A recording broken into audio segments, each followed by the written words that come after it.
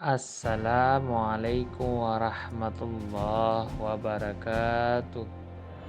Saya Desi Jumaidir SPD MSI CGP Angkatan 8, bertugas di SMA 1 Molabo, Kabupaten Aceh Barat, Provinsi Aceh, tahun 2023.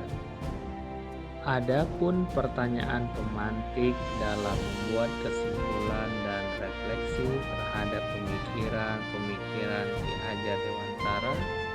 Yang pertama, apa yang Anda percaya tentang murid dan pembelajaran di kelas sebelum Anda mempelajari modul 1.1? Saya sebelum mempelajari modul 1.1 mengenai refleksi filosofis pendidikan nasional Ki Hajar Dewantara, dulu masih berpikir pembelajaran terpusat pada guru. Saya sering menggunakan metode ceramah, diskusi, dan tanya jawab paling dominan di dalam kelas. Saya memberikan tugas yang seragam tanpa mempertimbangkan keragaman potensi murid. Ini salah satu video saya dalam praktek metode ceramah, diskusi, dan tanya jawab. Selamat menyaksikan. Yang Bapak banggakan anak-anak Bapak ya, kelas 10 I 1 ya, dalam mengikuti geografi seperti biasa. Alhamdulillah hari ini kita akan mempelajari. Pertanyaan kedua, apa yang berubah dari pemikiran atau perilaku Anda setelah mempelajari modul ini? Yang pertama, konsep-konsep pendidikan Ki Hajar Dewantara memberi dampak positif bagi dunia pendidikan, khususnya bagi saya. Kedua, pendidikan diartikan sebagai tuntunan dalam hidup tumbuhnya anak-anak sesuai dengan kodratnya agar tercapai keselamatan dan kebahagiaan. Tiga, dalam menuntun kita dapat mengibaratkan diri kita sebagai petani dan anak-anak yang kita didik sebagai benih atau padi.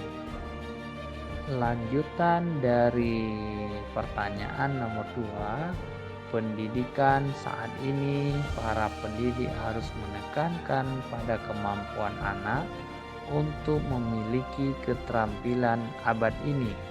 Yang pertama, kreatif, critical thinking, collaboration, and communication. Berikutnya, menurut Ki Hajar Dewantara ada 3 prinsip untuk melakukan perubahan atau sering disebut 3 azas trikon. Di antaranya yaitu kontinuitas, konvergensi, dan konsentris. Saya akan menjelaskan apa itu azas trikon. Yang pertama, azas kontinuitas, yaitu ketika belajar kita harus berkelanjutan.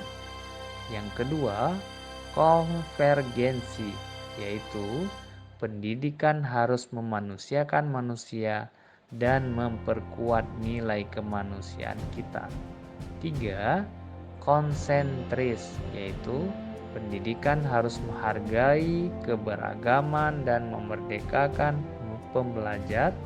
Jadi jelas sekali terlihat bahwa pendidikan itu memerdekakan manusia.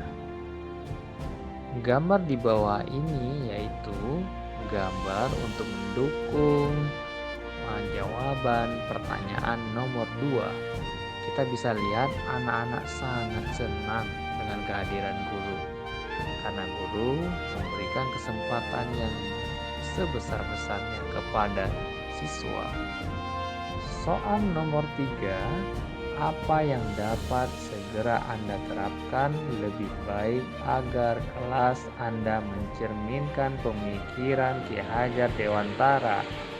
Yang pertama, jawaban menurut saya harus mengubah mindset saya yang tadinya berpikir guru yang lebih dominan di kelas, tetapi ke depan harus siswa yang lebih maksimal terpusat. Kedua, menciptakan suasana kelas yang menyenangkan. Berikutnya, mengupayakan pembelajaran yang berpusat pada anak, lahirnya anak yang tidak hanya kompeten dari segi akademis, tapi juga berbudi pekerti yang baik. Kita tahu bersama bahwasanya semboyan Ki Hajar Dewantara ini menjadi kekuatan, menjadi semangat untuk melakukan sebuah revolusi mental atau perubahan yang besar kepada diri saya.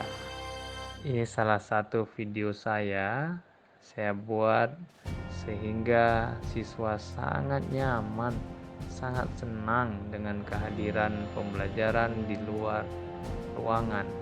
Mereka sangat menikmati bisa mengkolaborasi antara teori dan praktek di lapangan.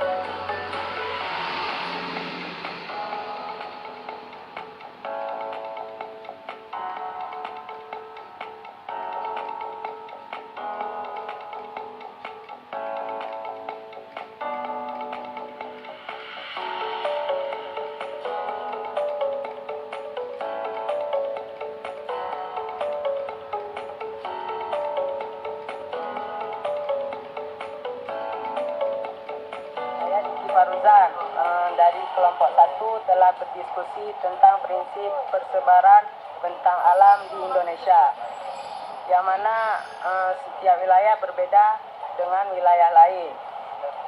Contohnya persebaran flora dan fauna di Indonesia bagian barat dengan Indonesia bagian timur. Nama saya Rini Febriana. Setelah saya berdiskusi bersama teman-teman di kelompok 2 yang membahas tentang prinsip interrelasi, kami dapat menyimpulkan bahwa prinsip interrelasi merupakan suatu hubungan keterkaitan dalam ruang antara gejala satu dengan gejala lainnya. Jadi misalnya contohnya seperti gerakan penghijauan. Jadi gerakan penghijauan dapat mencegah terjadinya bencana banjir dan tanah longsor. Adapun kesimpulan terhadap pemikiran-pemikiran Ki Hajar Dewantara, yang pertama, Ki Hajar Dewantara menekankan agar pendidikan selalu memperhatikan kodrat alam, kemerdekaan, kemanusiaan, kebudayaan, dan kebangsaan. Semua ini tujuannya yaitu agar terwujud pendidikan yang memerdekakan siswa. 2. Pengajaran dan pendidikan harus selaras dengan penghidupan dan kehidupan. Sebelum saya akhiri refleksi dan kesimpulan modul ini salah satu video saya evaluasi diri. Terima kasih. Menyampaikan pelajaran Demikian dan terima kasih. Jangan lupa selalu salam bahagia. Billahi taufiq wal hidayah. Wassalamualaikum warahmatullahi wabarakatuh.